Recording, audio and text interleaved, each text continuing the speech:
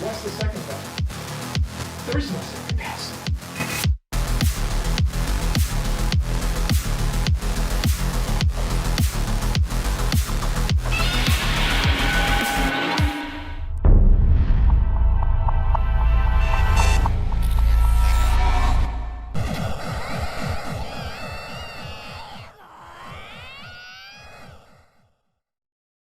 Good morning, Crypto Chaos. How's it going, guys? How's it going? Another day full of chaos approaches. Oh, man. Good morning, good morning. You got Nebs in the chat. We got Friday. It's Friday, bitches. It's Friday. Yes, it is. It is. J Money, yes. Good morning, everyone. Hope you guys are having a great start of your day. Everyone, of course, listening from work, hope your day is going well. Hopefully you have a good meeting or whatever the hell you're going to get yourself into today. Some sort of trouble, right? Yes, good morning, Chaos family. Happy Friday. Happy you have a great day. Of course, happy joy to you. Good morning, Joy. You look at this, guys. I got my merch. I got some of the samples finally showed up. I did make a trip out to the good old post box tonight, or I guess early this morning. Yes, good morning. EZ, yes. Coffee, gotta get going with this coffee, man.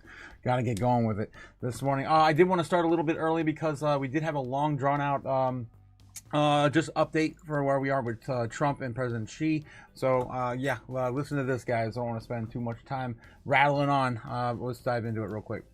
At the very least, it shows that negotiations and talks and sentiment can turn on down. Brendan, we're also awaiting a meeting between President Xi and Trump next week at the end of this month. What's the expectation? Yeah, well, first we're going to see Treasury Secretary Scott Bessent meet with his Chinese counterpart in Kuala Lumpur through the weekend.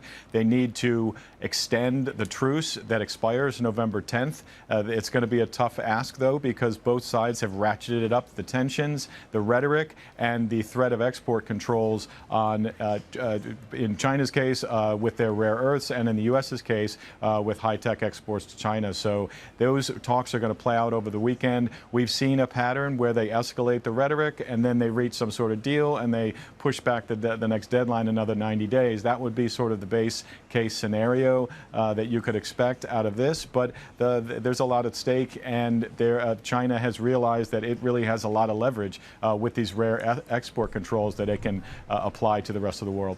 You know, I was thinking about these rare export controls. They didn't exist before this trade war was started. Rare earths flowed freely, and soybeans also is a product that the Chinese bought a lot of before this trade war was started. In fact, almost $13 billion worth of soybeans from the U.S. last year. So is a win here just sort of reversing the damage that's already been done by this trade war? Yeah, exactly. I mean, something like getting China to purchase American soybeans again is not really a win. It's just kind of restoring what has been happening all along. And the same goes with rare earths. You know, China knows it has a lot of leverage here. The U.S. is trying to rally other countries, from Canada to countries in Europe to Australia, to try to push back against China's leverage on this. And it's yet to be seen whether that will have an impact. But China is definitely going into these talks feeling like they have the upper hand, whereas when they started off in May back in Geneva, the U.S. felt like it had the upper hand. So we've really seen the tables turn over the past 5 months. All right, guys. So that's, of course, the current update on the President Xi meeting approaching at the end of the month. Let's go. Speaking of, yeah.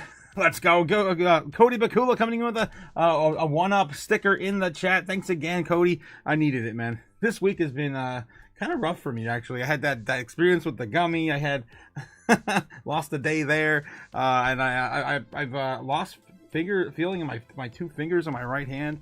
I got some sort of carpal tunnel thing going on now. I don't know what's going on.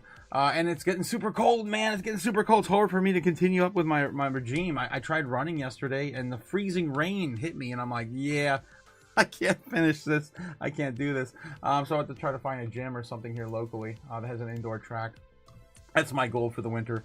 All right, guys. Good morning. Good morning. Yes, good morning, guys. We're here. We're back. And we're back with Cliff's guinea pig. Yeah, from last night. You guys caught the live stream last night. This is Cliff's guinea pig. Say hello. I don't know why. Cliff said it looked like a guinea pig last night. Yeah, I guess it kind of did. All right, let's clean up the chart. But anyway, last night, of course, we were calling for a baseline bull. What did we end up getting? We're going to win so much, you may even get tired of winning. Tired of winning, guys. We're tired of winning. Of course, I give all the credit to the Chaos Magic last night. We actually hit a high of 112,002, almost 112,002. Again, rapidly approaching our support back and flipping it to, flipping our resistance back to support. We have a lot of history at 112, so once we, again, fight through this, right, we'll eventually hit that target and climb it back onto support. Again, I've been saying this all week. This week was basically to get back to the 110s, and next week's supposed to be the week we get back to the 120s, right? And then the following week into November, we'll hopefully see those 130s. All right, Tola with the $4 super chat. Let's go! Super coffee coming in hot. Yes. Thanks again, Tola. Thanks again. All right, and we are ready to go, guys. We're ready to go. CPI just came out. What was it, like 2 hours ago, hour and a half ago, something like that. I heard little bits about it this morning. I think it's like 0.1% or something like that. It's ridiculous. We'll dive into a little bit and what we see with that there. Let's go see if CNBC. It might have the headline as usual. Let's take a look. All right, inflation rate hit 3% in September, lower than expected. Long-awaited CPI report shows. Long-awaited. All right, the consumer price index showed a 0.3% increase on the month, putting the annual inflation rate of 3%, both lower than expected, excluding food and energy, which that's what everyone's feeling, right, at home. Quarter CPI showed a 0.2% monthly gain, an annual rate of 3%, and less than forecast. The BLS released data specifically because the Social Security Administration uses it as a benchmark for cost of living adjustments and benefit checks. Otherwise, the federal government has suspended all data compilation. Yes. And we've been talking about this all week. Like, are they going to give the CPI out there? Trump did say like a week ago or 2 weeks ago that he was going to send people just to facilitate this task for the Fed. I didn't know if that was going to actually happen, and I guess it did. Anyway, but it doesn't really matter. Not really. All the Fed really has to do actually to get this entire thing going again and say, we're going to move up our target to 3%. 3% is a good target now. And it was move on. There is nothing holding us to that 2% target. Nothing. It's just a number. All right. So anyway, that's what we got here. Let's see. Do we have any data on prices of certain goods? Shelter costs, which comprise of over a third of the weighting in the CPI, rose 0.2%. We're up 3.6% from a year ago. Services excluding shelter costs are 0.2% higher. I don't believe any of these numbers. Guys, of course, you compare things in your lives, right, to where they were a year ago. I don't think it's 3.6%. I don't think so. Core good prices. Yeah, I swear, last year you were still able to find houses under 200,000 in my area because I was looking to buy a house around here before I moved into an apartment for about a year and a half, 2 years. I'm pretty sure it's went up more than 3%. 187 now. The average house around here is like 300 grand. Yeah, whatever. All right, moving on. feeling some kind of way, of course, about that. We got a minute, guys, a minute until the opening bell, a minute and a half, something like that. Let's see what the other headlines we have here. I don't think we have time to read them, but we can probably get into them right afterwards. Trump terminates all U.S. trade negotiations with Canada over Reagan tariffs. I saw this pop in my feed. I thought it was a fever dream last night. Apparently that's real. Okay, we're gonna do that again. Let's do it again. Fight with Canada. What's next? Who's next? Mexico. That's right. Mexico. If we keep fighting with Canada, we're gonna fighting with Mexico again. It's gonna be like we just started this year all over again.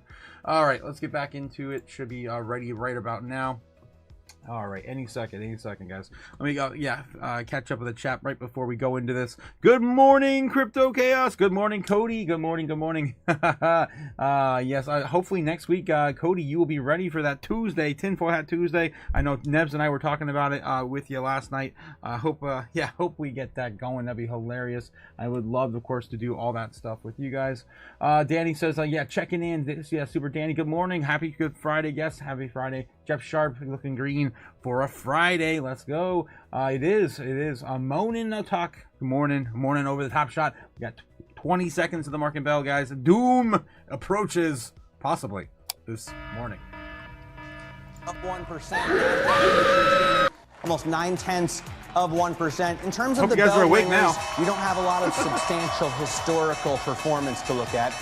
Grayscale ringing the bell at the New York Stock Exchange. Speaking of crypto, just working its way into traditional financial structures. They're putting out an ETF that now has multiple different crypto kind of coins. Damn, Grayscale's opening. Who knows? And then down at the NASDAQ, AXG, I think it's SoloWin or something, but if you look at the performance, it's like done nothing forever. So there are stocks that are important for us to watch and take note of and are doing things, and you've got one on your board there. Yes, and if we keep at this pace, Matt, I have Intel. It's going to have doubled. They're just about doubled for the entirety of the year. What a wild ride this company has been on. Shares are up 7% here at the open. Their turnaround plan, it's showing signs of progress. They've returned to profitability. Intel also gave an upbeat revenue forecast because it sees a rebound in PC demand, Matt.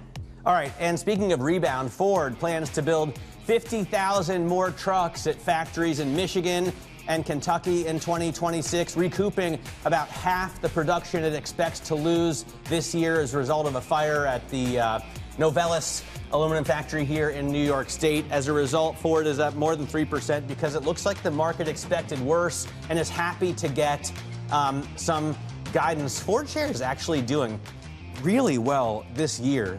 They are up 29% year to date, really neck and neck with GM, which has just really broken out this week, also up, but only 27%. President Trump taking credit for it, saying that GM and Ford are up big because of tariffs on foreign trucks. Yeah, they don't mind that they're going to have to pay billions or multiple billions of dollars in tariff bills, and maybe the Supreme Court reverses that, and then they'll be up even bigger. All right, who do you have Let's bring this back Bowersock Capital CEO and founding partner Emily Bowersock Hill.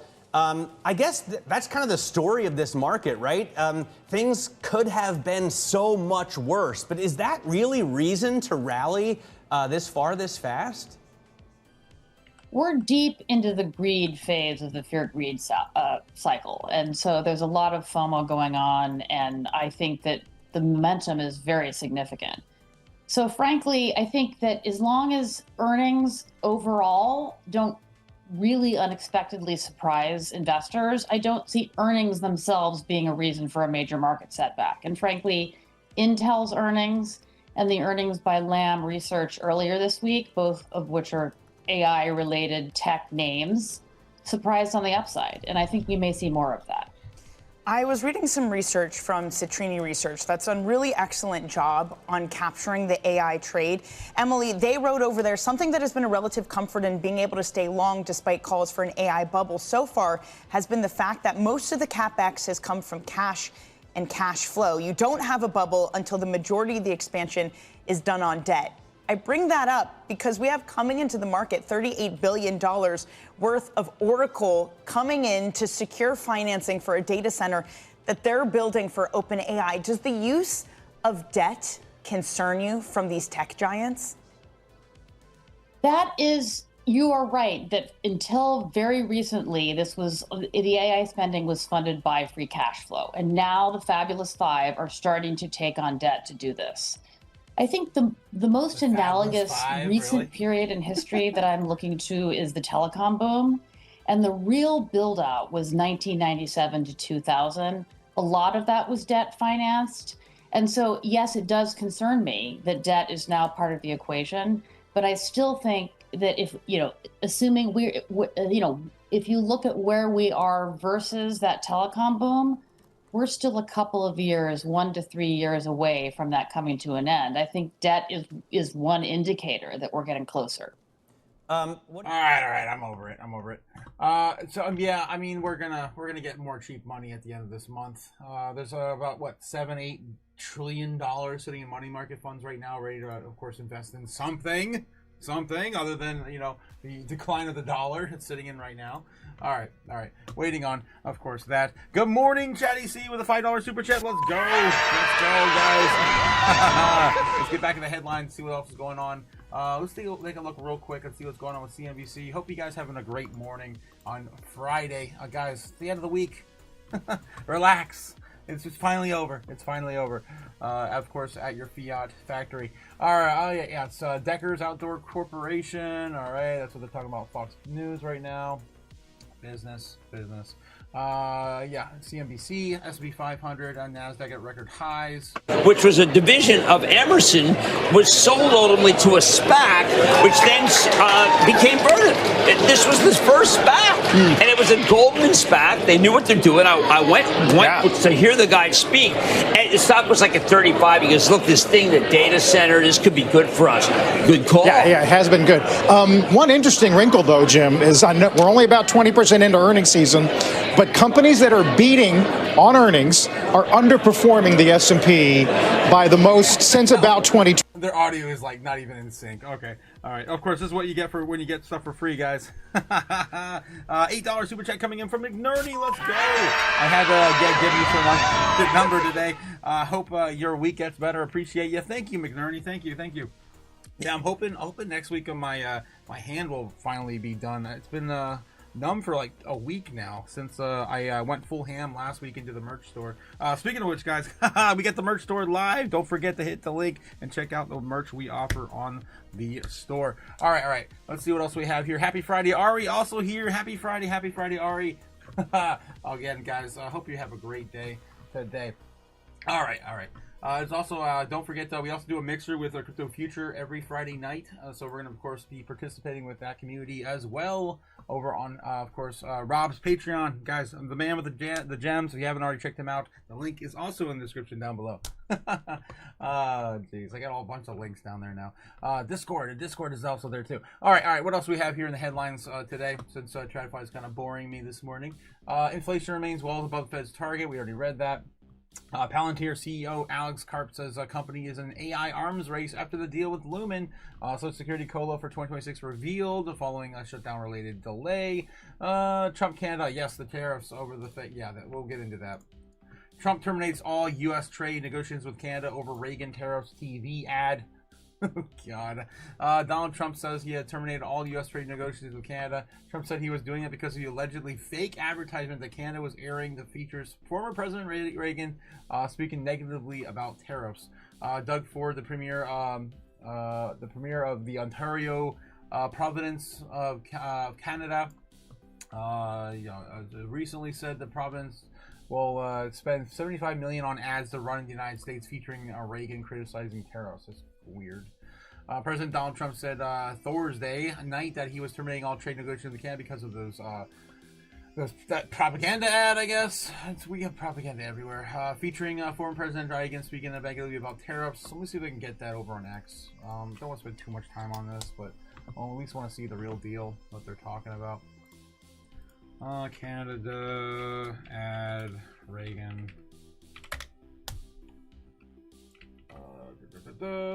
Fake news. It's all fake. Let's see. I see a bunch of other things, but I want to see stuff that's actually just kind of exclusive. I think this is it here. Yeah, over this. It looks like they're doing the patriotic thing by protecting American products and jobs. And sometimes for a short while it works, but only for a short time. But over the long run, such trade barriers hurt every American worker and consumer. High tariffs inevitably lead to retaliation by foreign countries and the triggering of fierce trade wars. Then the worst happens. Markets shrink and collapse, businesses and industries shut down, and millions of people lose their jobs. Throughout the world, there's a growing realization that the way to prosperity for all nations is rejecting protectionist legislation and promoting fair and free competition. America's jobs and growth are at stake. All right. So that's the ad. Of course, that Trump is canceling the the negotiations. I guess what they already had gone through with Canada on. I guess we'd ask, of course, Barack about this, possibly if it allows us to. Yes. Is there anything I don't know, nefarious like, about this ad? Right? Is the context completely removed from that? Is that something that Reagan actually said? Yada, yada, yada. Reagan's 1987 audio address on the free and fair trade has sparked controversy on the accusations of the fraudulent and misrepresented representation, I guess, from Donald Trump and Reagan. Break down the elements of the ad. Nefarious elements. Misrepresentation. The rearrangement of Reagan's quotes without clear context could be considered misleading. Okay, so they apparently were sort of, again, reorganized for the benefit of this ad, right? And of course, is usually how they take advantage of a lot of these sorts of political measures. All right, I'm over it. The ad is not inherently nefarious in the sense of it being fabricated or entirely false, but it does engage in selective editing and rearrangement of Reagan's words to support a specific political message, which means, guys, of course, context matters. Yeah, and that's what we're looking at today. So, again, I always like to give credit where credit's due. If this was something that Trump made a huge fit over and it was all ridiculous and nonsensical, then, of course, I'd be saying the opposite. All right, moving on. What else do we have here? Let's take a look at where Bloomberg is right now. CNBC, Fox Business, and of course go back into the headlines. All right. Just talk about the plane. The granularity of people, the rich people and the corporations are... And it's still off. Yeah, their audio is still off. The people, oligarchs. Now, it's not a Zoom economy anymore. People are going to see people, and that's what I heard from United, which was really quite a good quarter. Delta was quite a good quarter. The other really interesting week, Jim, I know you've been all over Uber. Today, Stiefel goes to 124. They were at 116. The partnerships they... All right, I'm over it. All right, CNBC, of course, guys, we get all the news for free. That's why it's a little jank. It's because we get it at news.live.com. Newslive.com bringing you, of course, all the news outlets for free. Don't pay for something you get for free, as I always say. What are you, stupid? Yes. Okay. All right. What else do we have in the headlines today? We may have skipped over. Social Security Administration announces 2026 COLA benefit increased of 2.8%. I guess you're going to be getting some more of these silly, funny money dollars. Speaking of which, last night, guys, we did an experiment. We didn't have any more bills to sacrifice to the chaos, right? So we actually burned a fortune cookie last night, and you know, it kind of worked. It kind of worked, right? We still, of course, got the outcome that we desired from, of course, Chaos Magic. So again, I'm happy that we have the goddess of chaos on our side. Speaking of the goddess of chaos, we also have another goddess in the chat, Gamma Goddess. Yes, sorry you're late. Happy Friday, Otaku and Chaos family. Let's get this one. Let's get it. Gamma. Morning, GG. Morning. Hope you guys have your morning coffee already on. In your cup. Canada is a dumpster fire. They need U.S. Yes, they do. Ask what happened to the U.S. economy since that. Yeah. Wouldn't that be the definition of nefarious? Yes, it would. Isn't that kind of weird? Why didn't Grok just open with that, right? Your video of Kramer are a little, extra loud today. I know, right? It's so jank. It's like half the time, it doesn't allow me to even use the volume bar. It's kind of weird. It's either really loud or really low. And Fox Business is usually really low. Thunderhole Friday says Attack of the Mountain. How you doing, Attack of the Mountain? Thunderhole Friday. Over the Top Shot says already had 2 cups. Let's go. Damn, he's already ready to go, man. Let's go. Let's get this. We're going to win so much. Oh, jeez. All right. So, the markets are doing okay this morning. We might get a retracement right now. Looks like we're getting a little bit of a pullback on the market open, and this is, of course, it's still early. 9:30, 9:45 in, of course, Eastern Standard Time today. All right. Let's see what else we have here. All right, Dow opens 200 points higher as a light inflation report paved. Let's look at the overall sentiment right now. Some metrics this morning. I don't think there's anything else in the headlines from CNBC that really pertains to us. Apple stocks, Musk calls proxy advisory firms corporate terrorists. Tropical storm Melissa stationary. Okay, here's another tropical storm. Trump White House ballroom financed by big tech and these other corporate donors. Of course, he said he's going to pay for it. I'm paying for it. He's going to find a way that the tax dollars don't pay for it. I guess that's the goal. Jim Cramer's top 10 things. Blah blah blah. China strikes consolatory tone ahead of the expected Trump-Xi meeting. This is of course bullish, right? Okay, Beijing, the U.S. and China still find ways to work together. Chinese Commerce Minister Wang Weitao told reporters on Friday ahead of the expected meeting between the presidents of both countries on October 30th. General Secretary Xi Jinping has stressed the dialogue and cooperation only the right choice for China and the U.S. Wang said in Mandarin, translated in CNBC, China is as responsible a big nation, has always been opposed to decoupling and breaking the chain, while adhering to a global supply chain and security and safety. All right. I think, okay, so we have some positive spin on this all today. Again, it's just for today. It's very conditional, time-oriented today.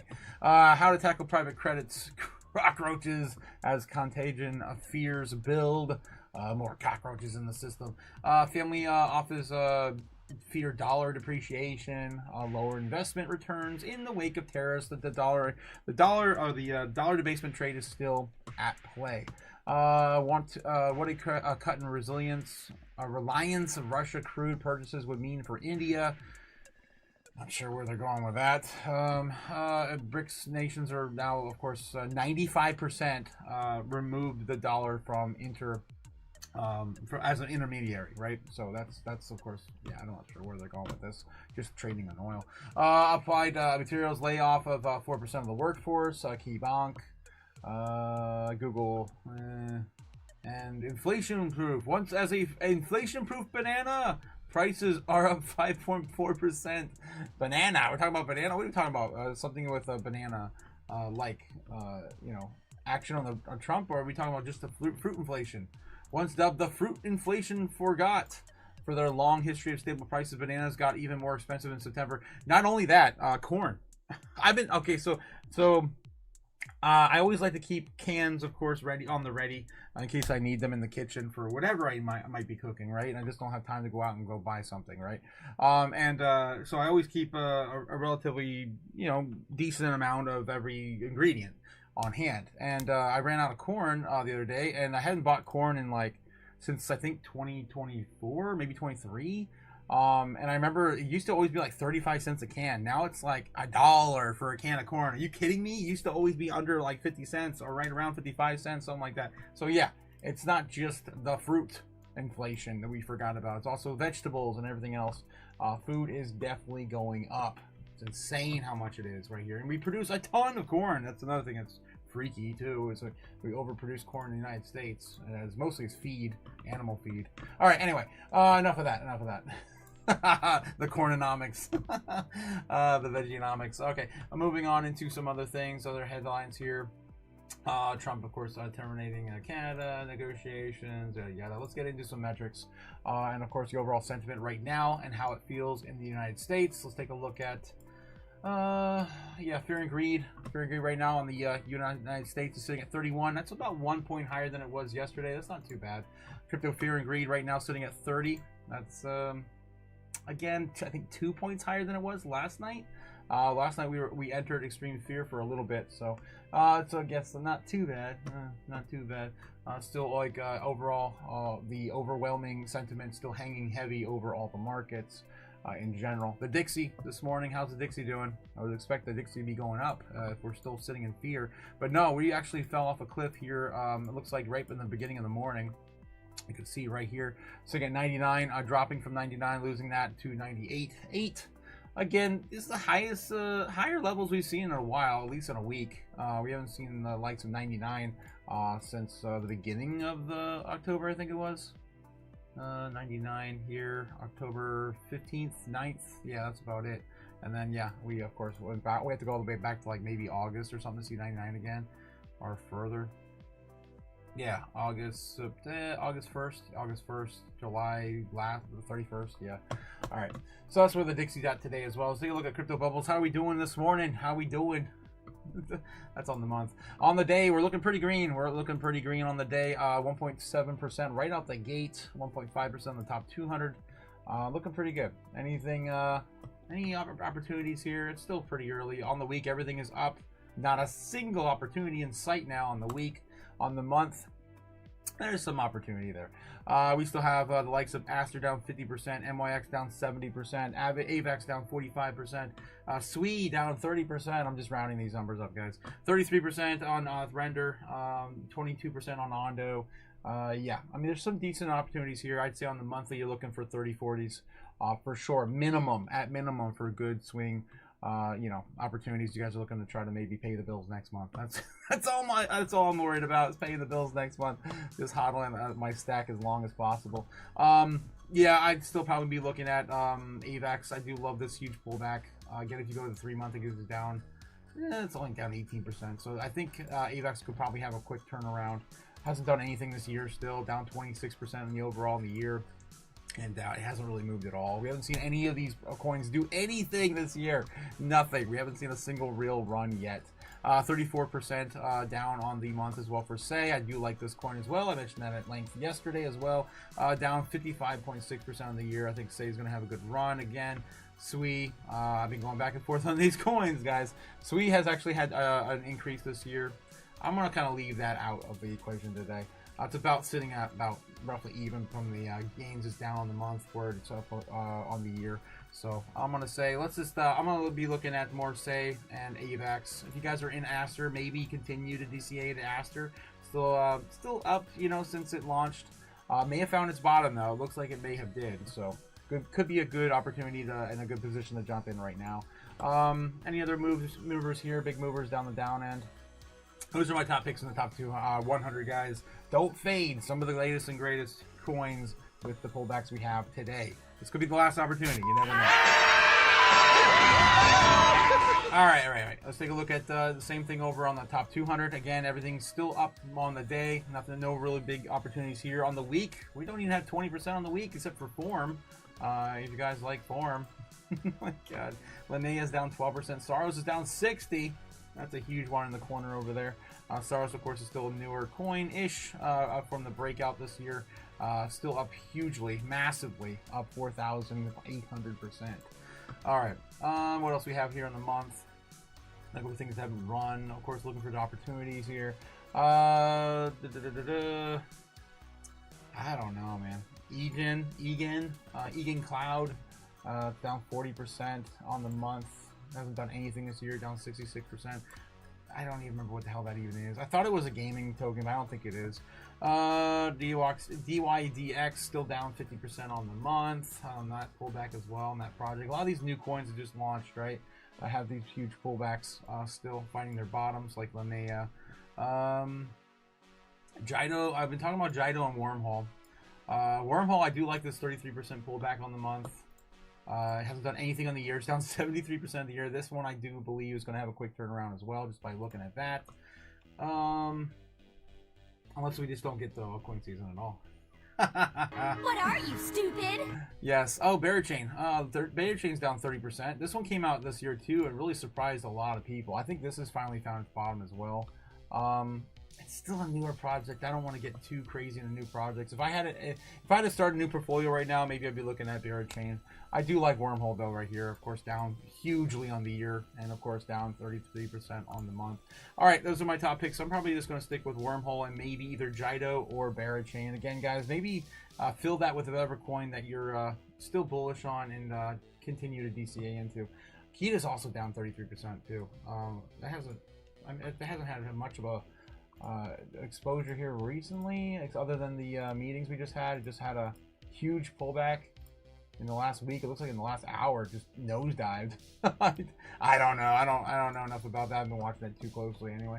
All right, guys. Of course, those are my 2 sats. Again, do that with what you will. Not financial advice. I'd buy that for $1. Yes. All right. Let's go back to TradFi, guys. We have about 3 minutes until we jump over to get some crypto news and get that out of the oven. Of course, we talked about all that stuff last night, and hopefully we got some new articles popping up this morning. All right, what do we got here from Bloomberg? Finally deal somehow with this trade spat. NASDAQ gaining 0.9% as all of the Mag 7 stocks, really, other than Tesla, are rallying. Danny showed you that just moments ago. Take a look at some of them here. NVIDIA up almost 2%. Intel up 3.4%. We just talked about with Caroline Hyde. Next week is massive for tech earnings. I think $27 trillion. Is that right? $27 trillion in market cap.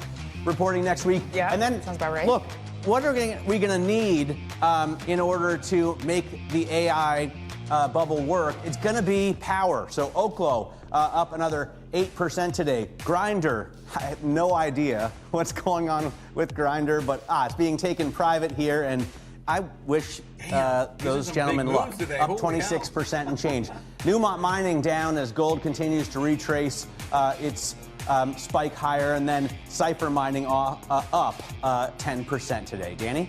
I do want to confirm you are right. 27 trillion next week. It was 9 trillion this week. Elsewhere, Matt, Goldman Sachs joining the growing list of managers looking to replicate private equity exposure with an ETF. The only other one is Apollo doing credit. I spoke to Michael Brunn, global co-head of private equity at Goldman Sachs Alternatives, on the activity he's seeing in private equity.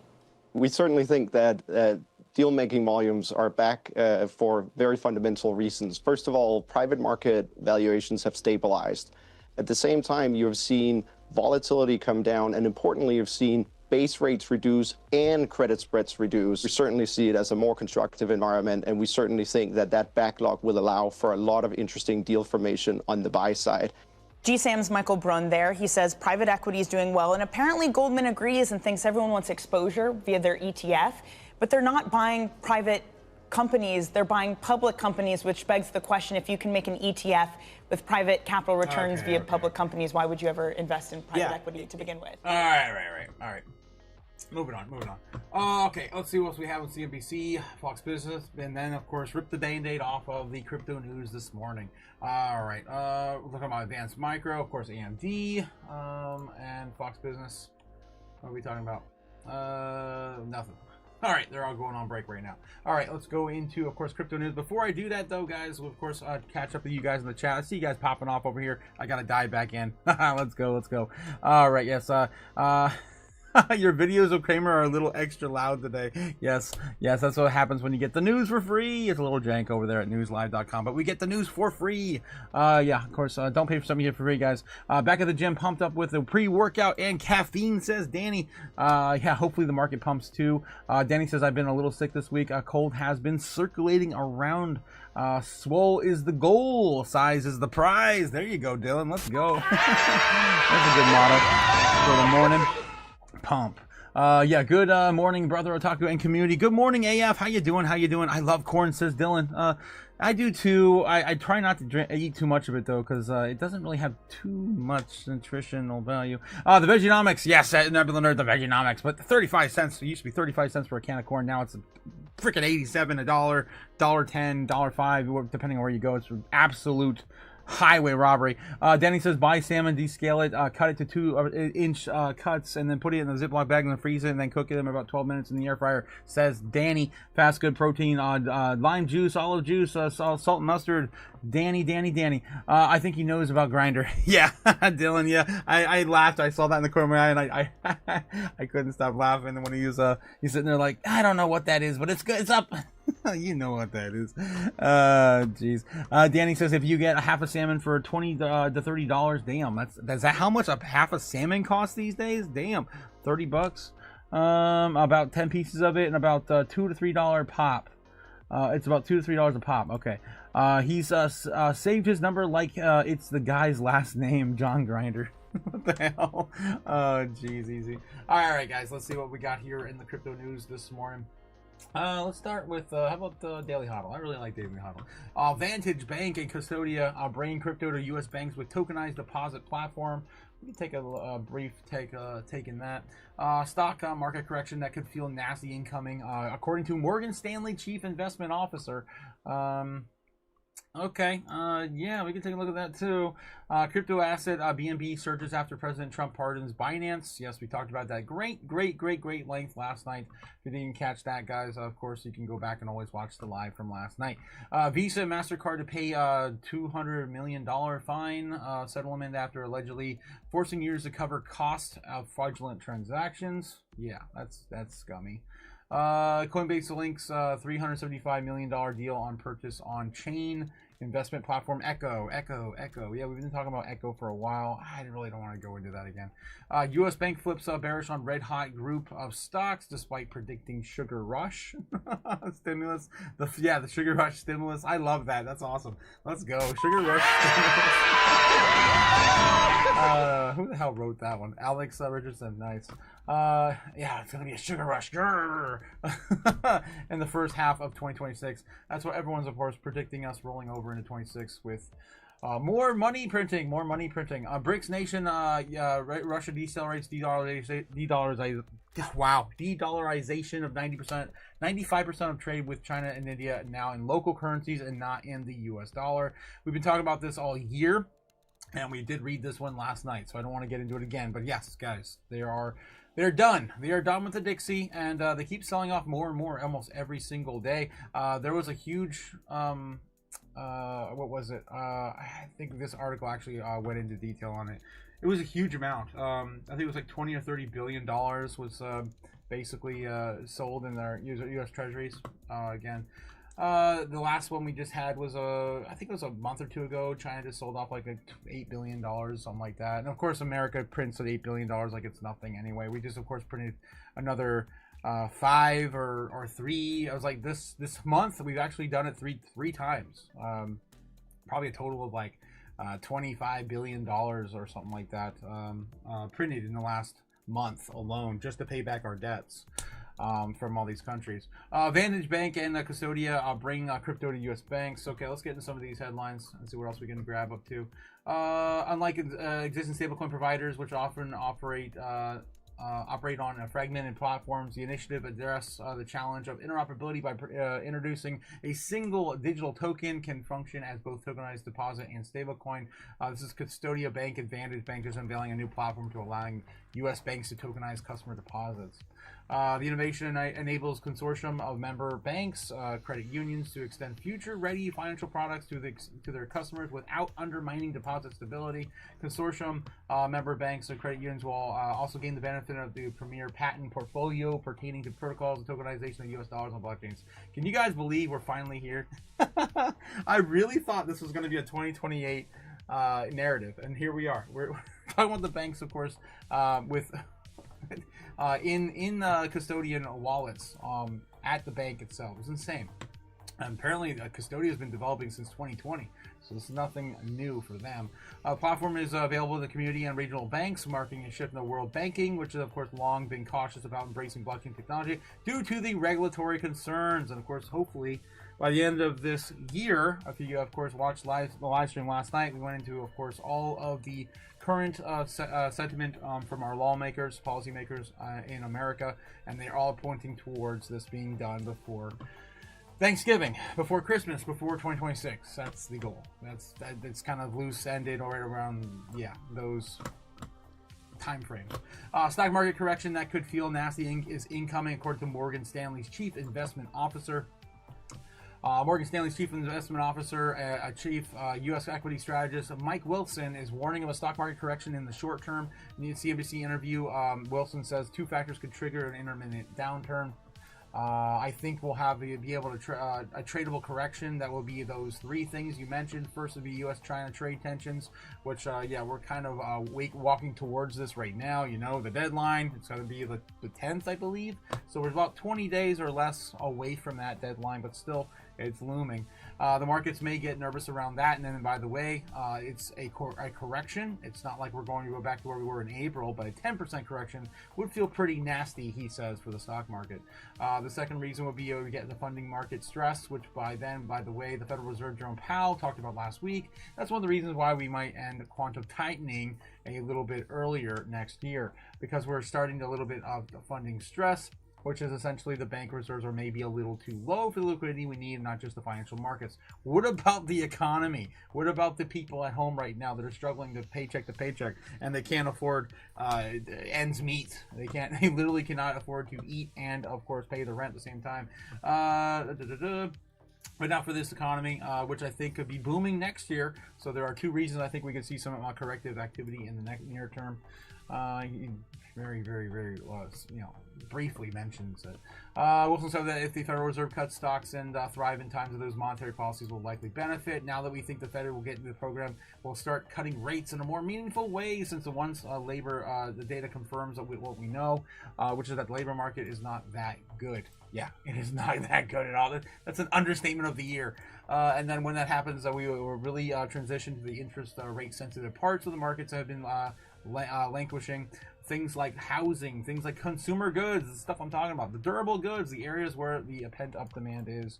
Yeah, we definitely need to start focusing on that, guys, because I don't want to live in a society where we break down dystopian future like in that setting. You need to have one of these and a whole bunch of non-perishables, and I'm stocking back up on non-perishables right now. All right. Moving on. U.S. Bank flips bearish red-hot groups of stocks despite predicting a sugar rush stimulus in the first half of 2026. Morgan Stanley also coming out and saying this too. Despite the market's resilience, Morgan Stanley strategists are growing skeptical. The firm's Global Investment Committee, GIC, believes the rally has likely gone too far, too fast, and particularly in the highest beta and the most speculative corners of the market. Considering taking profits in high beta, small microcap, speculative, and unprofitable equities. Sounds like a lot of our altcoins right now, honestly. And redeploying a large cap core and quality stocks, including the Mag 7, Gen AI, beneficiaries, financials, health, care, and energy sectors. In fixed income, we suggest setting up a duration of a 5 to 10 year belly curve clip coupons while focusing on asset class diversification, international equities, real estate, including gold, real estate, and I would throw Bitcoin in there as well. All right. Moving on. What else we have? Let's take a look. One more run through TradFi real quick. Make sure we're not missing any breaking statements. We got Paul Sweeney here, just kind of coming up. We got who we have here coming up here. University of Michigan Surveys Consumers Director Joan H.U.C.U. Bloomberg News Brendan Murray. I'm not really feeling any of these people today. We might ignore Bloomberg for the rest of the day now. All right, moving on. CNBC Live, where we have Trump terminating all U.S. trade negotiations with Canada. Still talking about that. He mentioned it earlier in the week. He made a reference to Canadian ads. He wasn't as outraged about them at that time earlier in the week. Last night, though, he was outraged. I think what the White House is objecting to is just the editing of the ad, which the White House says, and I just spoke to a White House official who said, again, that the editing misrepresents what Reagan said by rearranging the order of the words or cutting out some sections of the radio address that Reagan made. But again, if you go back and compare the actual radio address, which the Reagan Foundation has out there now on social media, and what the Canadian ads suggested, Reagan himself was a free trader. He did do some protectionist things. He argued that those should be targeted and narrow, but broadly, the Reagan argument was not the Trump argument on tariffs, and that holds historically. So where are we now? I mean, that's the question, is are there any meetings now that will happen as a result of this at the low staff level, or is everything canceled? We're trying to get some answers from the White House and the U.S. Trade Representative's office. It's just a tool to get what he wants. Okay. And to shake up the markets and the fear mongering and the saber rattling and everything else. Okay. Anyway, it's just politics. I would love to see the look on some of these some of these old presidents' faces, if they saw us sitting at $38 trillion in U.S. debt right now. Oh my God. Yeah, I think we'd have another civil war, or something of that matter, of the like of that, if George Washington was alive today. Okay, moving on. Let's see what else we have in the headlines. Maybe something else is breaking. One more run through Fox News. That's all left, I think. U.S. Treasury yield. All right. 100% chance Fed rate cuts in this October and December. Skipping November, according to Fox Business on the headline today. All right. Let's get into some more crypto news. Let's take a look at cryptonews.net. Let's take a look over there. Breaking news: critical U.S. inflation data releases. Bitcoin's what? I can't even read it. First reaction. Yeah, we already seen it. Top reasons why crypto market is pumping today. CPI. It's all fake news. Bitcoin and astrology, moon cycles predict when Bitcoin price will touch 138. Will it be that November 5th target that I have on the on the chart? Will it be? Possibly. Will it be Grok 4.0's heavy by the end of the month? Geez, I threw that in there some random date, but yeah, we basically have until the end of the month to get to 400,000 according to Grok Heavy's prediction. Then of course we have Gamma Goddess coming up for a $130,000 prediction by the 26th of this month. I hope to see it. I would love to see that, Gamma. I hope you're right. I'm rooting for you. Jake the Snake is then up again. Got the community predictions are still in play. Bobbin's out of the picture now. The 222,000 though, unfortunately. Sorry, Bobbin. Sorry. No. Speaking of Bobbin just showed up. How's it going, Bobby, in the chat? How's it going? Hopefully you guys are awake by now.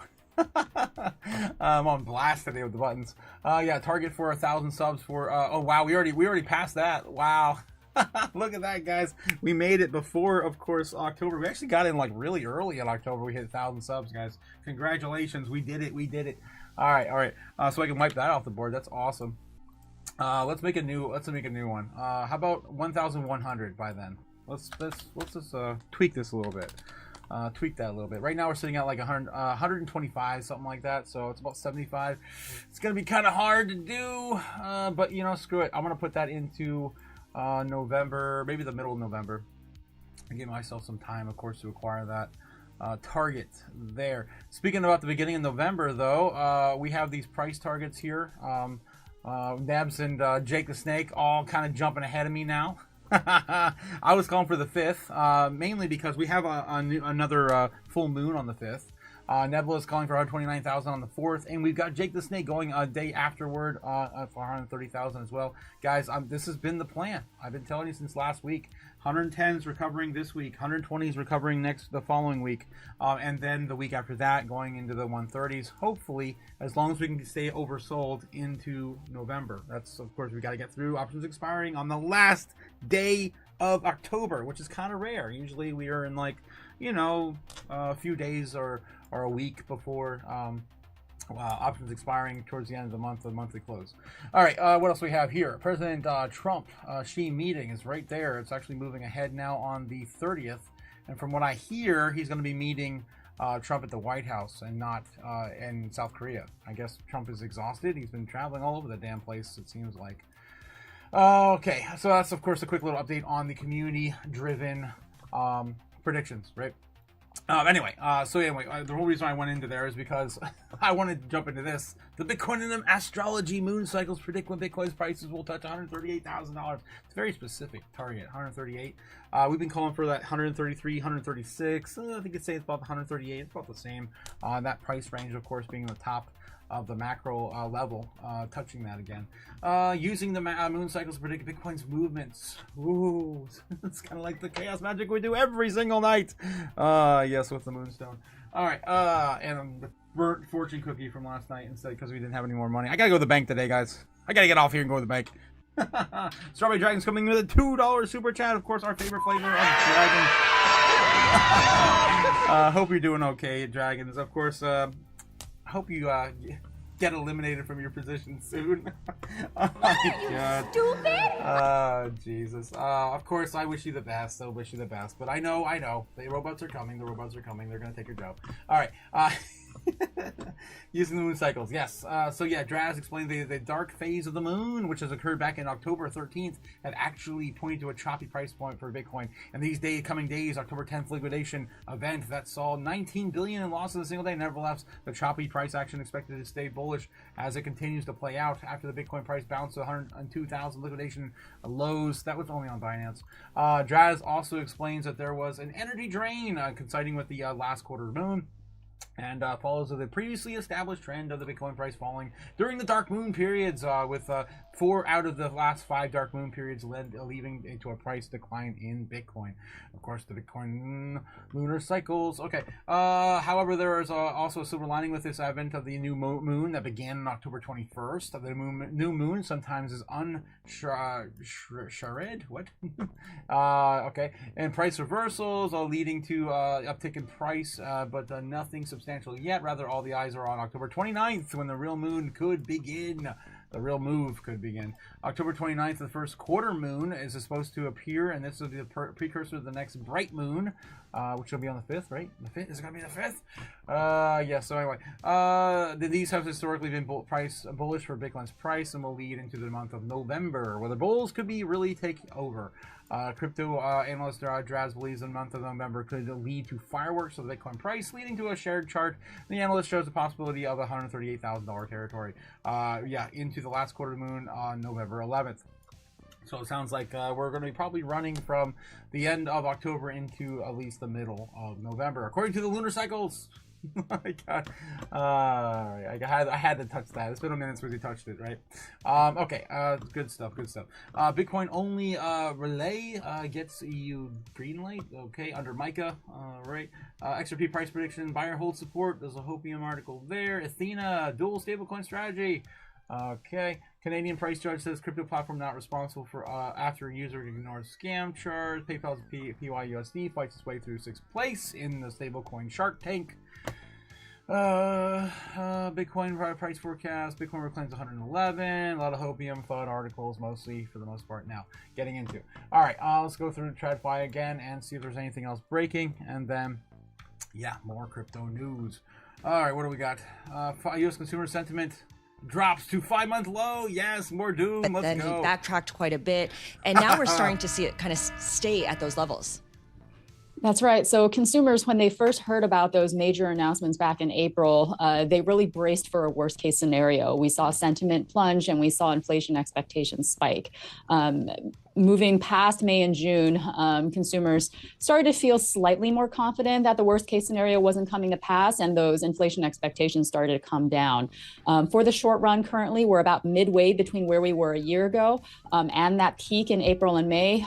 With long run, we're also still in between those 2 points. So consumers don't think we're out of the woods, but they don't fear the really big fears that they had just earlier in the summer. So, Joanne, the headline number is sentiment number 53.6. Where would you like to see that number? What's a healthier number that you think we should be seeing? We've been bouncing around in the 50s and low 60s for most of this year. And what we really want to see is a sustained increase. It was really good news earlier, just a few months ago, when we started to lift up from the lows that we had in April and May, but that didn't stick. What we need is several consecutive months of improvements that actually stick. So that upward trend is really more important than hitting a magic number. And very quickly, Joanne, can you give us a broad overview of who you're surveying for the sentiment? We interview a nationally representative sample of U.S. adults spanning ages, education, income levels in the lower 48 coterminous states as well as D.C. We're unable to really reach Hawaii and Alaska in a timely manner, but we are really reaching a representative sample. All Interesting. Overall, of course, the sentiment is very, very low. All right, guys. I'm I'm here to invest in the markets and drink a lot of coffee, and I'm all out of coffee, so we're taken down now. Okay, moving on. So Paul Sweeney's of course going to do an update there. Let's move on here. Alaska Air Group. That's what CNBC is talking about right now. And Fox Business. What do we got? Trump calls off the trade negotiations with Canada. Still talking about that because they're very, very political news outlet. Okay. All right. How many peasants does it take to screw in a light bulb? Says Jake the Snake. Welcome, Jake the Snake. Oh, hail the King of Ohio. All hail the King of Ohio, Jake the Snake. Yes, OG Bobbin. Yes, billionaires, millionaires, billionaires. What? Beebs, of course. I was saying. Shout out to everyone in the house, guys. Good morning, Otaku and future crypto millionaires, guys. We're gonna get it. One of these days, it'll happen. OG Bobbin sharing something for the chat. Yes. Let's wake up a little bit there. All right. Yeah. Thanks again. Bobbin, I can't play too much of that. I'll get banned. Otaku and friends. Yes. Bobbin, good morning. Danny, Super Danny. Yes. What? Can't be. Yes. I'm going to, of course, add your new prediction to the charts there, Bobbin, for you. You're all the way out in December now, it looks like. Okay. So we do have some stuff out there still in December. We've got Attila Hun now. He's out there calling for a general rip prediction on the 25th and the end for the run on the 12th, which I think is pretty fair, right? I think it's fair that we pretty much stop the week before Christmas or the week or 2 weeks before Christmas. As we usually start to see, of course, people start taking profits into the month of January. All right. So yeah, I'm going to add that on here for you. the 22nd of December for Bobbin. Yes. OG Bobbin. Got you on the board, my man. Thank you. There we go. That should be updated now. Okay, 22nd. I gotta put that in place. It's right about there. That's why I gotta actually put the dates on there, because every time I go in and out on TradingView, it just jumps on the day. Okay. Thanks again, Bobbin, for participating in the chaos. Right. Yes, Beebs. Yes, 100%. The millionaires are coming. They're loading. I love that. Yeah, Jake is trying to get all his peasants in Ohio to change the light bulb. Yeah, none. The robots replace them, Jake. Yes, none of them do. The robots replace them, of course. I wonder if there will be emo robots. Oh, you know, they're going to have a goth mommy robot. Everything else says that. Jake the Snake. Shilly. That's reminding me, of course, of the King of Ohio, guys. If you guys are just new to this program, the King of Ohio always reminds me to shill harder. That's right. The King of Ohio demands it. I shill harder. Guys, we have over 20 people watching the live stream right now. Have you had the lights up to the watch yet? I don't think so. Let's get the likes up, guys. Let's get them up. Let's do it. The record-breaking likes we've had on the channel, 55. We got to get more than 55 likes on a single live stream. Tin skins, wirebacks, clankers, toasters, bolt brains, Dylan Crumb. Yeah, there you go. We're gonna have a lot of names for them, as they're gonna be widely used everywhere, and we're gonna be very annoyed by them in our older age. Looks like Bitcoin's having a pullback right now to 110 flat. Let's zoom on in, see how the price action is holding up. Markets are rallying this morning. It could be, of course, taking more of the attention off of the crypto markets. Okay, so yeah, we are seeing a pullback to 110,000. We're still within the channel, right? We're still in the channel. Nothing has changed, not quite yet. We might need to adjust this channel. It's getting a little messy, though. It's getting, yeah, quite the mess. Yeah, quite the mess. For us to break out of here, we got to go to at least 106,000 again. Okay, I'm trying to update this. There we go. That pretty much covers it. All right. Yeah, we have to go to 106,000. 5, I'd say, to break out and down, or to break up, we'd have to get it back up to 114.5, probably 114.5. So that's kind of where we're at. We're still on an uptrend. We're still within the channel. Again, nothing has changed. Okay. All right, so that's what we got out. It's still pretty early this morning. It's about 10:30 in the United States. Yeah, almost about time for us to head out and get some stuff done. All right, I gotta figure out what's going on. I gotta go to the bank. I gotta go get some groceries, and I gotta run a mile today. I gotta run. I don't care if it's freezing outside. I gotta do it. All right, moving on.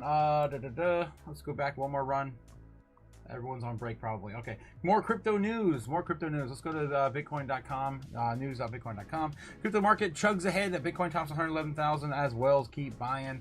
PayPal, all the other headlines we already mentioned. Damn it. Argentine Libra congressional probe advances. Walt from LA. Yeah, of course they're still trying to get him on that meme coin. U.S. debt surpasses 38 trillion. Yes, analyst claims America is going broke. We've been broke. You kidding me? What are you, stupid? Yes. The U.S. national debt has reached another yet milestone, surpassing $38 trillion mark. We covered that 2 days ago. When we rolled over, of course, we watch that every single night. We talk about the debt. They're currently sitting at 38 trillion, 25 billion. Already through the threshold. Okay, the country fails to curb its debt spending. Politicians across the aisle signal the dangers of the trend. The debt rose 37 to 38 trillion in just months.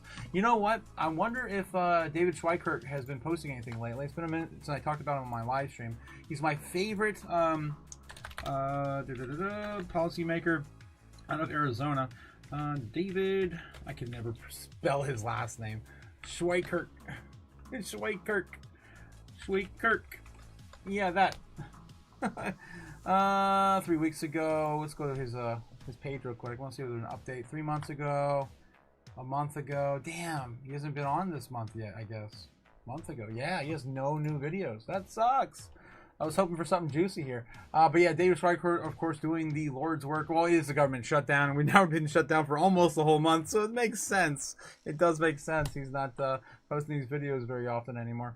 But yeah, some of the things he says over there, of course, give him a shout out, guys. I watch almost every day. Videos. Yeah, almost everyone. I'm always always one of the ones first in the comments too. I love, of course, David. Of course, telling the like it is, the doom is coming, and yeah. He shows all the real numbers. It's great, and I hope he's doing well. All right, continuing on. It just popped in my head. Okay, because I talk about this stuff all the time, and I'm like, oh, this reminds me of David. The U.S. national debt has reached another milestone. Of course, $38 trillion. Debt per citizen levels have reached over $110,000 per person, and the debt gross domestic product has reached a ratio of 120%. This is stupid. Guys, this also reminds me of what else is on the debt clock? The other countries, right? The world debt clock, where everyone else in the fiat world are, of course, suffering. We've got Japan sitting at 294 negative debt to GDP. We've got Germany at something at 75% negative debt to GDP. 86% on China. America basically sitting around 100. Who else sitting around 100? India, UK, France, Italy, 162. Jeez. 95 on Brazil, Canada. Everyone is in debt to their eyeballs. 200% in Greece now. Holy hell. Yeah, you guys get the idea. We are living on debt. The whole world runs on debt. Okay, Senator Rand Paul recognized on social media that even among the alarming rise, Congress is no closer to balancing the budget, accusing the both parties of trying to add billions in spending. Instead, Senator Rick Scott also referred to the issue, stressing that it was unstable and a direct threat to the American dream and our way of life. And that's, of course, why we hold Bitcoin. Oh, jeez. I'm just teasing today, guys. The committee also for the responsible federal budget, CRFB, estimated the debt will rise over 53 trillion by 2035, calling lawmakers to take action to the national budget on a sustainable path. All right. And also Ray Dalio was mentioned too. Has been pessimistic about the probability of effective action toward addressing the problem, claiming that it is likely too late. And I've been talking about the market cap of gold too. Even with the rising market cap of gold, even if you believe all the gold's really accounted for, and that price is, I guess, even matters. I mean, we're judging that value on what? On what? We're judging it on the dollar. And the dollar does what? It depreciates about 10% every single year. So what? We have nothing else to compare gold to except for itself and the dollar, and that's it. And that's why a lot of people now compare, of course, the price action of Bitcoin to gold, because you don't want to hold dollars. I've been screaming that for years. You don't want to be holding dollars in these times where we're watching the dollar depreciate. I mean, we're 99% down since the 1930s or 1915s or whatever, 10s. Yeah. Anyway, enough of a rant. I'm done. all right. That does, of course, set me ranting and raving about the death of the dollar. I love it. Okay, moving on. What else we have here? We're looking at how about CoinDesk? Let's take a look at CoinDesk. CPI rose softer than expected at 0.3% in September. Bitcoin adds to the gains. Yes, it does. What else do we have here? JP Morgan upgrades Coinbase, sees potential $34 billion opportunity in base. That's JP Morgan there. Of course, they had their big partnership announced this year. BNB jumps 35% volume spike after Trump Binance, of course, pardon CZ. That's pretty much it, guys. I think we covered pretty much all the major headlines. Tether unveils synthetic AI dataset to democratize STEM intelligence. Inflation report eyed multi-coin purposes, attention perps, perpetual market, yeah. AI bridges, DeFi. Yeah, I think that's it. AI this, AI that. AI miners surge pre-market on record $38 billion Oracle data center deal. Bitcoin and European stocks buoyant as Trump Xi meeting is confirmed. We're going back into yesterday's news. All right. I'll only check one more place. Let me take a look at how about man, I don't know. Cointelegraph. Let's go to Cointelegraph. Trump CZ partners draws fury from Maxine Waters. Oh no! Oh jeez! Here we go. Are you stupid? Oh, I guess you just get a random photo of her. Okay, I was looking for her like screaming in Congress. U.S. Representative Maxine Waters strongly criticized U.S. President Donald Trump for his decision to pardon Biden's founder and former CZ, of course CEO of Binance.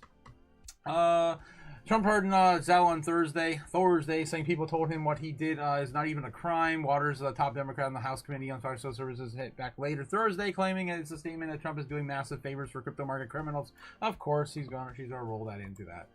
All right. CZ was given a 4-month prison sentence. He served all of it, blah, blah, blah. We already know. Waters disagrees. Says he spent months lobbying Trump and his family while funneling billions into the personal crypto company World Fidelity Financial. According to her, the pardon was a result of those efforts and blatant example of the kind of pay-to-play corruption that Trump has the administration continued to engage in. It's just kind of right, but I don't think she understands it at all. World Liberty Financial fares well. World Financial is cited by Waters as the data center of the new fortune. Decentralized finance and DeFi company was founded by Trump's sons. Of course, we watched, all the money move. We talked about that yesterday. All right. Anyway, we're done with that. No more Maxine Waters. She needs to retire. She's 90 years old. It's ridiculous. Secret destinations of crypto millionaire expats. After I think that's it, guys. I think we really did exhaust the news again. This is what I do. We're of course here to exhaust the news every single day. Make sure we don't miss a thing happening in our space. Let's take a look at the overall market. Real quick, let's see how Bitcoin's doing. Let's see how gold's doing. Looks like Bitcoin's sitting at 110,000, still holding. Let's take a look at the overall order books right now. Of course, bringing it to you live through Kimba, through on YouTube. Of course, the anime reference for those who know Kimba the White Snow Lion. Yes, you guys understand what I'm talking about. Anyway, let's get rid of that real quick and dive in here and see what we got. Again, don't pay for something you get for free. All right, so yeah, Bitcoin right now sitting at 110,000.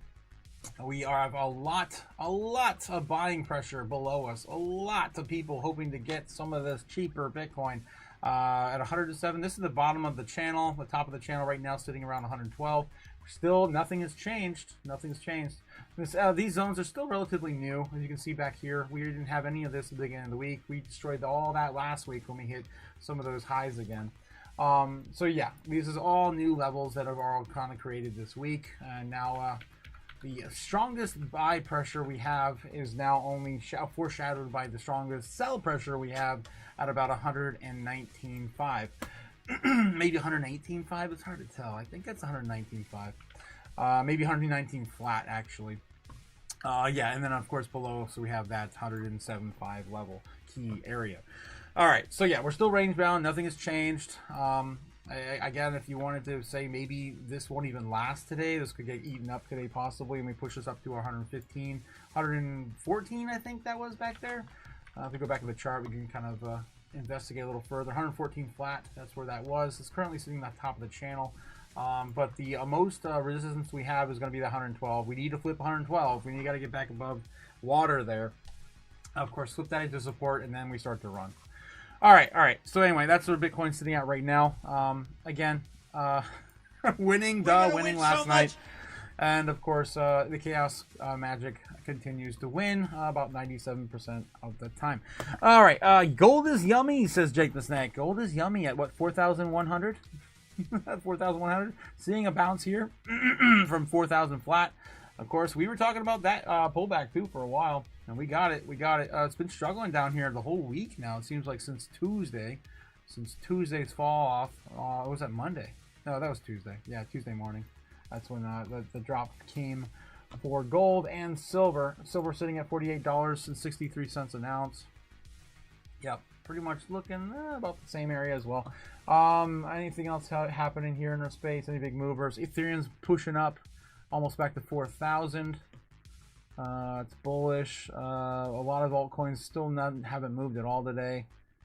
Miria's moving a little bit today, up 3% on the day. This thing has been beating a dead horse at the very bottom, double bottom out here with a little bit.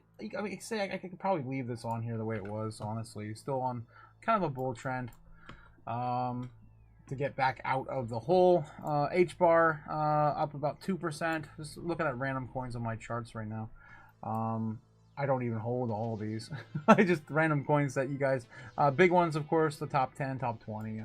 SWI is up 1% today. That's not too bad. Say is up 1% almost. XRP up 3.6%. Finally getting some sort of buying pressure back in this coin. Looks like it might be looking at a cup and handle breakout too, possibly in the afternoon. That could be interesting if that plays out. This is on the 15-minute here, and there is definitely a reason for this move. You can see, of course, the inverted head and shoulder already broke out to the upside, and now we're waiting for maybe a cup and handle like fashion breakout. So I would put XRP at roughly $2.70, possibly comes for XRP. We got to get back above there, man. $2.75. Yeah, that could possibly give it enough momentum to break back out. All right. So that's what's going on XRP. Sitting right now trying to test $2.50. Solana 190. Not doing anything today. It's flatline, sitting there doing nothing. It did look like it did have some bullish potential. It got denied from the breakout though, and it's just been rolling down. Again, this only happens like 65-70% of the time at most. So there's a very a decent percentage that each breakout, of course, has enough people to push it down. AVAX, similar thing here. They already broken out and, of course, lost it, and they didn't have the same exact thing from Solana's chart. And ADA, wow, same thing appearing on everything. Once you see it, you can't unsee it. Yep, same thing there on Link, Doge, everything flash crashing this morning from denial of a breakout. Mostly probably because the everyone's focusing on the stock market. That's why a lot of things are probably cycling back in the stock market. Speaking of which, we can take a look at that right now and see how Bitcoin's dominance tells that story. Bitcoin's dominance getting closer, or still around 60. Yeah, still around 60% dominance. A little off today, which tells me that some of the market is being shared with the altcoins. So not entirely going into that story of markets are basically leaving crypto and jumping into stocks at the current moment. Definitely not there, because 3.7 trillion is still high for the week. We do got to get this up higher though. We did fall from 3.75 overnight, or from the early market open to where we are now, 3.71. Probably see a recovery later, maybe around 12. It is Friday though. Don't forget, it is Friday. So all this stuff could just come crashing down and of course recover into Sunday night. Okay, let's get back in the chat here one more time. Shilly says, of course, Jake the Snake. Guys, don't forget to hit the like and subscribe. We're trying to get the channel to up to 1,500 so we can hand out the wrenches again on the platform. I think the way you think, Bob, and I like the way you think. Just says Jake the Snake. Dylan says tin skins. Oh yeah, talking about, of course, the robots again. Gold is yummy. Jake the Snake says slow news week, slow price week, good time to accumulate, says Jake the Snake. Yes. Hey guy, how the heck are you? Hey guy, yes, how you doing, hey guy? Bobbin says I want my robot to be blind and deaf so it can't spy on me. How are you gonna tell it what to do? Oh jeez, Bob. And then Jake the Snake says so you want a toaster? Do I want a toaster? Yeah, he wants a toaster. No, I want a Terminator bot, but blind and deaf. That's gonna be hard to control. Maybe you could just have like motion sensors on it. Just set it up like a Sentry. That's about it. That's all I can think of. And program it through your smartphone or something. If you want it blind and deaf, it's gonna have to have some sort of mobility and senses, right? All right. So that seems to be all I have today, guys. Let me do one more run through TradFi. I don't like missing anything, as you guys already know. Looks like everything's on break right now. We don't have any surprise meetings from the president today or anything like that.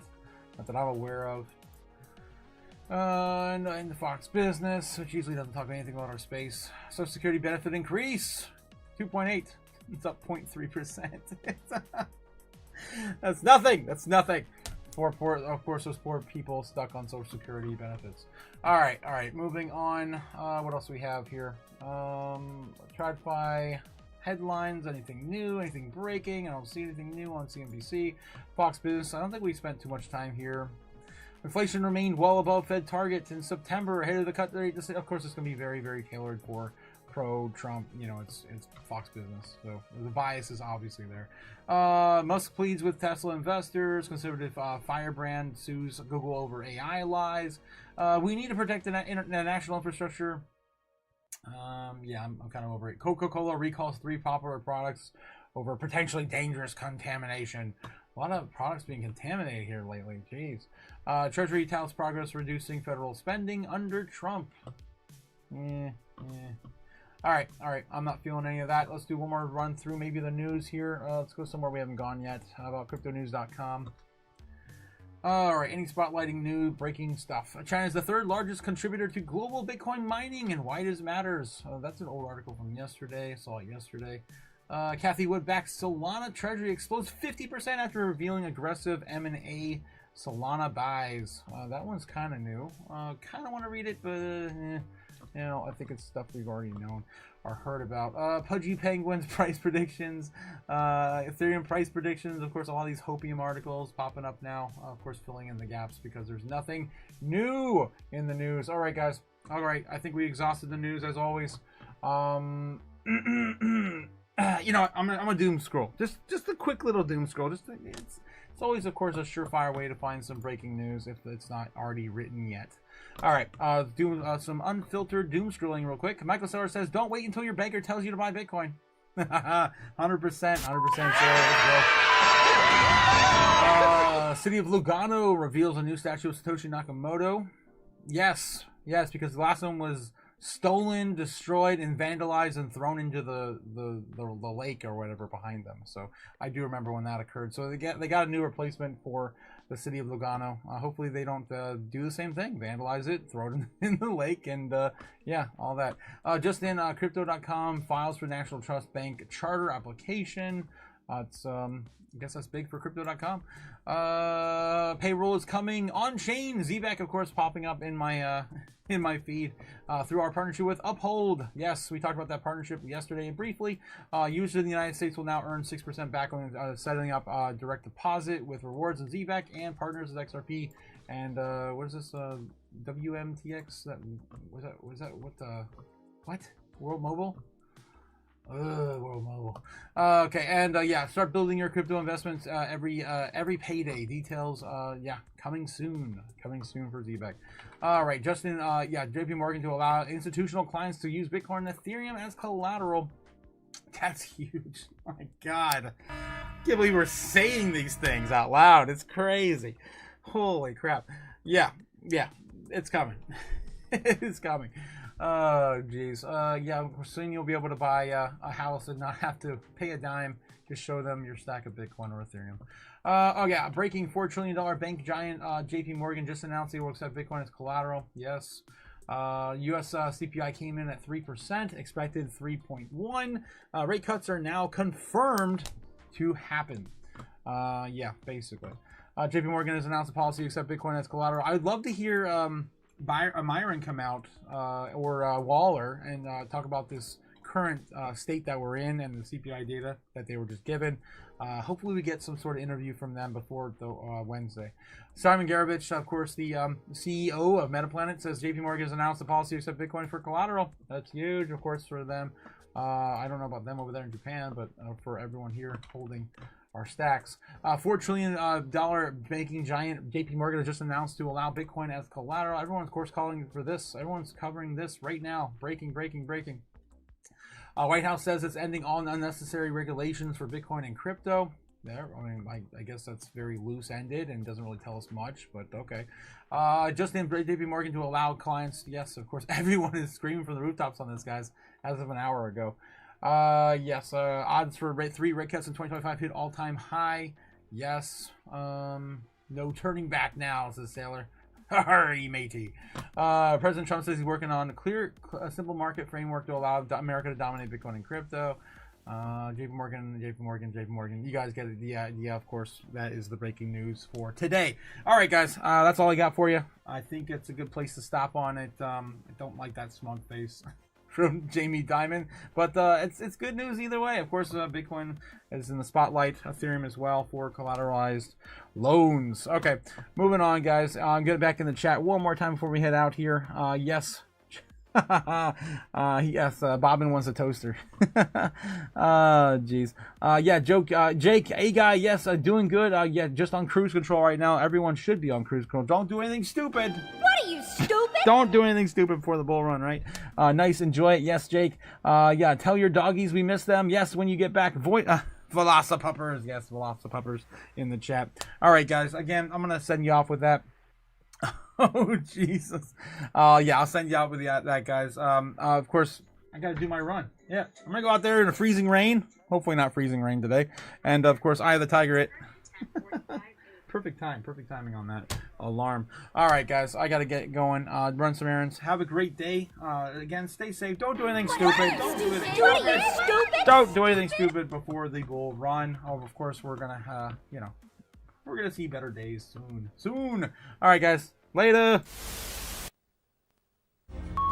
Fly me to the moon. Let me trade among the stars. Let me see what freedom's like without money and gold bars. In other words, hold my king. Oh, in other words. Let's make history. Oh, fill my world with more songs and let me huddle forever more and more and more and more and more. I long for Hollywood talking and door. In other words, I choose you. In other words, I love you.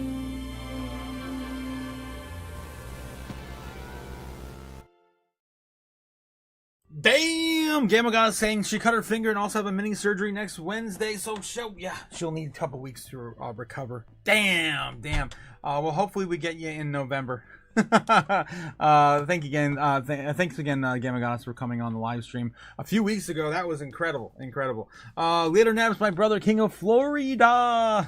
I don't know if you can say King of Florida on here, man. What are you doing? Why are you self-promoting yourself? Why aren't you self-promoting yourself? The King of Ohio. Oh, jeez. Get a hook for that hand, says Jake. People will respect you if you have a hook for your hand. Holy crap, Jake. All right, guys. I'm going to leave you with that. Okay, guys. Yeah, maybe Jake, when are you coming on? When are you coming back on, Jake? Maybe we can get you on Monday. Maybe Monday night. You're probably going to be busy tonight, though. Yes, get better and heal fast, Gamma. Yes, of course, all the love and support going out to Gamma. Okay, we'll leave with this one. Yes, again, we'll hope to see you soon, Gamma. Yes, thanks, family. Love y'all. Have a great day, Otaku and family. See y'all tonight. Of course, with our little bit of drinking fun tonight. All right, I'll see you guys later. Have a good one, Gamma. Peace. Oh, the buttons don't work on here. All right, over here. All right, peace. Here we go. Gamma. Giannis.